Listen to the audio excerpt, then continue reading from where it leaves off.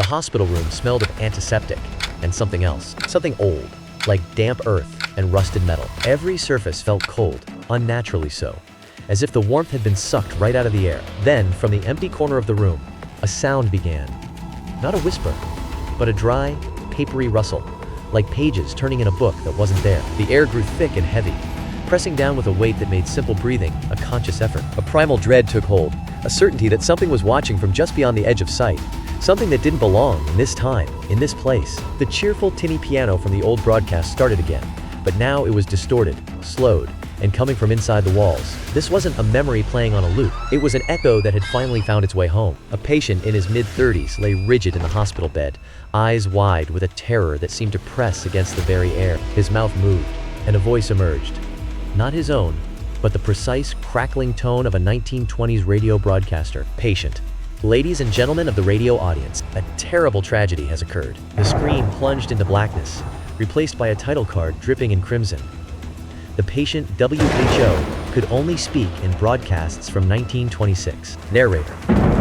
What if the voice in your head wasn't yours? But what if that voice wasn't yours? What if it was a signal, a whisper bleeding through from a century past? The air grew thick with the scent of ozone and old copper. And what if that signal was a warning? Dr. Sarah Bennett believed she had witnessed every neurological enigma medicine could present. Her ward at St. Jude's in Chicago was a grim museum of the mind's most profound failures. The air there was perpetually stale, thick with the scent of antiseptic and a faint, metallic hint of ozone. It was a place where whispered confessions and the soft, irregular tap of monitors composed a haunting symphony. But nothing prepared her for admission file 447, John Doe. In her neat yet cluttered office, the air grew heavy as she pulled the file from a stack. The scent of old paper and ozone clung to the room, a sharp contrast to the sterile hospital halls. Her fingers traced the cold, damp edges of the folder, the silence broken only by a distant, rhythmic drip. Sarah hunched over the case file, her focus absolute, until Mike's voice cut through the quiet. He leaned in the doorway, the hallway's gloom clinging to him like a second skin. "Found him under the L-tracks, Sarah,"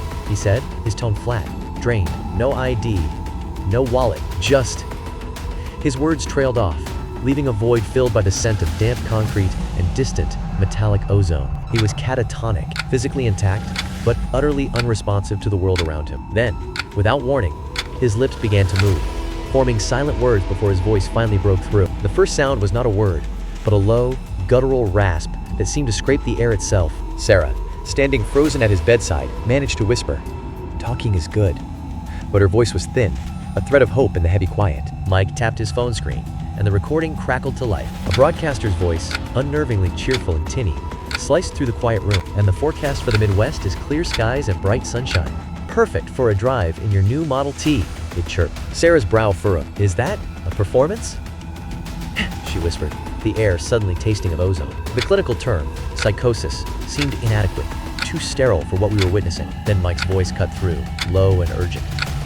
"Listen to the cadence, the pronunciation," he insisted, the air growing heavy with the scent of ozone and old dust. "It's not an act." Each syllable landed with a sticky, undeniable weight, a truth that felt more like a violation. "It sounds like a genuine recording." According to our linguistics expert, the dialect and slang are period perfect, placing it squarely in the mid-1920s. A strange, metallic scent of ozone and old dust hangs in the air around John Doe's room. Sarah steps inside, the floorboards groaning under her weight as she enters. A man in his 30s, clean-shaven, lies motionless, his gaze fixed on the ceiling above. His fingers tap out an unnatural, rhythmic pattern against his thigh, a code no one understands. Sarah's voice cuts through the heavy air, gentle yet edged with urgency. His eyes slide slowly toward her, a vacant, unsettling movement that offers no answers. His lips parted, and a voice crackled out with the hollow authority of a 1920s broadcaster. A reminder from the Chicago Fire Department. Check your battery-operated radios for faulty wiring. A fire in the home is a tragedy for all. The words hung in the air, thick with an unnatural, rehearsed sincerity. It wasn't the message that froze Sarah. It was the absolute, vacant conviction behind it. The voice was emanating from him, yet it carried a quality utterly foreign to his being. Sarah became consumed by the broadcasts, which arrived without pattern. Mundane weather forecasts, jingles for forgotten soap brands, announcements for local dances. Each transmission claimed to originate from station WGLR, a frequency absent from every official registry and log. And every broadcast, somehow, was dated to the year 1926, carrying the stale, metallic scent of decades-old air through the speaker. The pale glow of Sarah's laptop illuminated the frantic printouts scattered across her desk as she hunched over in the dim apartment. She clicked play on the latest recording, and the tinny voice of John Doe crackled through the speakers with grim authority. The community mourns the loss of young Timothy Harker, who fell from the roof of the abandoned Grantham textile mill last Saturday. Sarah's fingers froze above the keyboard, her breath catching as the significance of those words settled in the stagnant air. Then she began typing with renewed desperation, the rhythmic clatter of keys, the only sound breaking the oppressive stillness. She found it, a brittle microfiche from the Chicago Tribune, dated November 12, 1926. The headline read, "Boy, 9, dies in mill fall." The victim's name was Timothy Harker. Every chilling detail matched the broadcast she had heard, word for word. The air in the archive grew thick, carrying the scent of old paper and something faintly metallic. In the sterile hospital room, John Doe's condition deteriorated rapidly. He became increasingly agitated as the strange broadcasts overlapped with increasing frequency. His voice fractured between two distinct tones, one moment cheerfully pitching Kellogg's Pep cereal, the next pleading through growing static about an alderman election. The final, desperate question, "Can anyone hear me?" hung in the ozone-scented air as the overlapping transmissions swelled into an unbearable cacophony. The light was wrong. Sarah noticed it now. A scent cut through the air. When John broadcasts, a faint odor of ozone and hot vacuum tubes permeated the room. The smell of an old radio warming up. It was a signal, and signals can be traced. Sarah and Mike followed the trail of clues to Ravenswood, a neighborhood that vanished from memory. In 1926, it was a thriving community, its streets alive with commerce and chatter. Today, Ravenswood is a silent husk, its skeletal structures awaiting the bulldozer's final judgment. The air here is thick with the scent of damp rot and old rust, a tomb holding its breath. And it is here, amidst this oppressive stillness, that Sarah confronts a senior administrator. Dr. Shaw's voice cut through the stale, antiseptic air of the examination room, clinical and dismissive. "This is a psychiatric case, Dr. Bennett," he insisted, the words final. "Not a paranormal investigation." A faint, metallic scent of fear seemed to bloom in the space as he delivered the verdict. "We're considering a transfer to a specialized facility." Sarah's response was a raw, desperate whisper that frayed at the edges. "You don't understand." Her plea hung in the heavy air, a stark contrast to Shaw's sterile certainty. "He isn't generating this signal, he's receiving it, a vessel for data not his own." The air carries the sharp scent of ozone and the faint, metallic tang of old electronics. A conviction, cold and absolute, crystallizes in the silence between keystrokes. Someone, or something, is trying to communicate. As midnight approached, the broadcast signal fractured. John Doe jolted upright, the cheerful announcer's voice now replaced by a panicked whisper. The whisper crackled with decades of static and carried the metallic scent of ozone. His breath hitched as the air grew thick, heavy with the dread he couldn't name. In the sterile hospital room, the fluorescent lights above Sarah and John Doe began to flicker erratically. A metallic scent of ozone sharpened the air, and the temperature seemed to plummet. Then, from John's motionless lips, a new voice emerged. A terrified, layered whisper. It crackled with faint radio static as it uttered the words, This is Alistair Finch. I am the night operator for WGLR, and something is in the station with me." It didn't walk in through the door, it came through the wires. A sharp, metallic smell of ozone now hangs in the air, and every light hums with a strange, feverish intensity. "It's in the light. The entity is now replicating our broadcasts, absorbing our vocal patterns." Alistair's voice fractures as the heart monitor stutters into arrhythmia.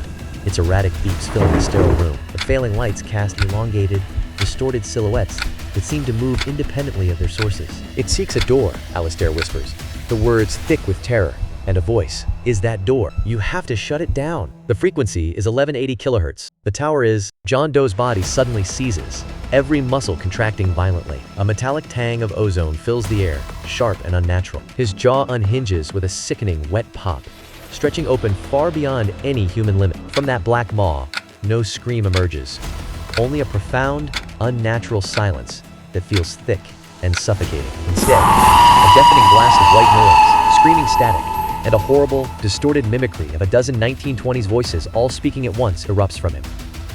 The window glass fractures into a spiderweb pattern as Sarah is thrown violently backward. In that blast of noise, Sarah didn't just hear static, she heard the truth.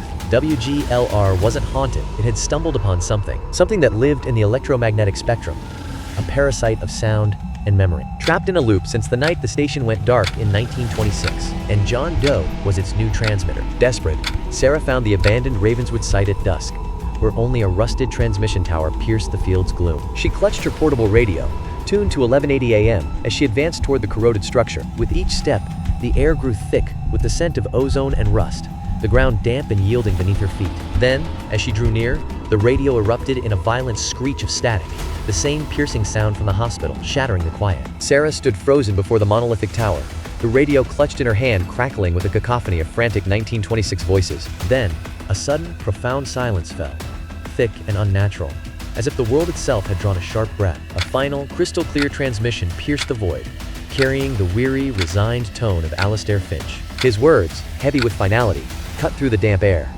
"It's too late for me. The tower holds it. The signal carries it. A sharp, metallic scent hangs in the damp air. Don't listen to the whispers that aren't words. You must break the connection." The broadcast cut out mid-warning, leaving only static and the faint scent of ozone hanging in the air. Back at the hospital, John Doe had retreated into a profound silence, his vacant stare fixed on the ceiling. The oppressive quiet of the ward was broken only by the distant drip of a faucet and the faint chemical smell of antiseptic. He was catatonic once more. The broadcasts had ceased, and whatever warning he'd tried to utter was swallowed by the void. In the medical file, Sarah's final entry read, "Episode resolved. Patient mute." The official report called it a miraculous recovery, a unique psychotic break that simply ended. John Doe was transferred out, never uttering another word. But in medicine, when something ends that cleanly, you have to wonder what truly began. The case was officially closed, but in Sarah's apartment weeks later, sleep remained a distant memory. Her nights were fractured by the lingering dread that had taken root during the investigation. The sharp, electric scent of ozone that once permeated the air had finally dissipated, leaving only the sterile quiet of her apartment. Yet its absence felt like another presence, a void where something unnatural had once lingered. But something else remains. She's making tea. The digital clock on her microwave flickers.